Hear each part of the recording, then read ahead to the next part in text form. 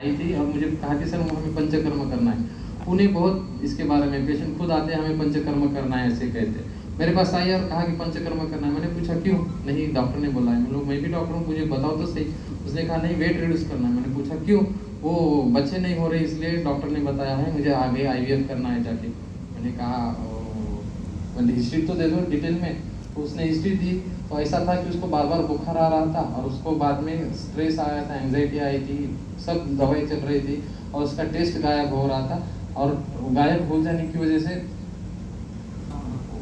वो क्या खा रही थी कुछ पता नहीं था। और उसकी अध्ययन जैसे सर ने बताया था, अध्ययन बार बार हो रहा था और उसकी वजह से एलोपैथी की मेडिसिन की वजह से भी उसकी भूख ज़्यादा बढ़ रही थी और बहुत खा रही थी। अध्ययन की वजह से वेट बढ़ा था। तो बाकी सब बेकार थे। मैंने कुछ नहीं किया। मैंने जैसे अभी मैं आपको विद्धकर्म बताया, अधोजीवा का विद्धकर्म और हेतु भी परिचिकित्सा, उसको कहा कि ये बंद करना है, मुझे थोड़ा सा 1 महीना टाइम दो। उसके 3 दिन में जीवा का टेस्ट आने लगा। उसके 3-4 दिन में वो सेलेक्टिव फूड खाने लग गई।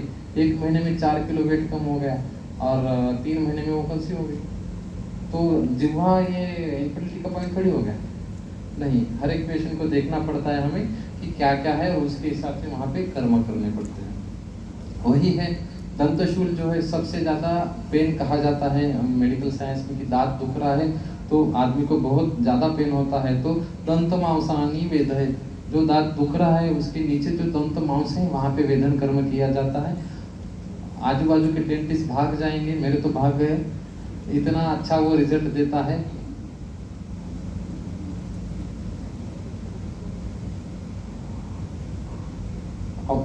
सूक्ष्म विद्यम अपनी अव्यक्तम असृजम स्त्रवित वहाँ पे कर्म हो जाएगा। अगर नहीं हुआ है तो कफवात दृष्टि है, वहाँ पे अग्निकर्म आ जाएगा। सिंपल है।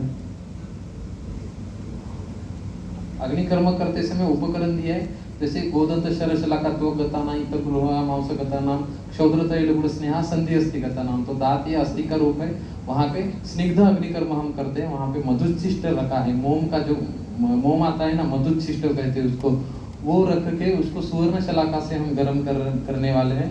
और वो गर्म करके वो वहाँ पे सूक्ष्म स्रोतों में जाके शूल उत्पन्न करने वाले कफवात संप्राप्ति में हमें वहाँ पे दाह लेके जाएगा और तुरंत उसका वेदना शमन हो गया। अब वेदना शमन हो गया और वहाँ पे जो गैप रहते वो भी सुश्रुत संहिता में आया है हमें भरने के लिए। लाक्षा का वो इस्तेमाल है।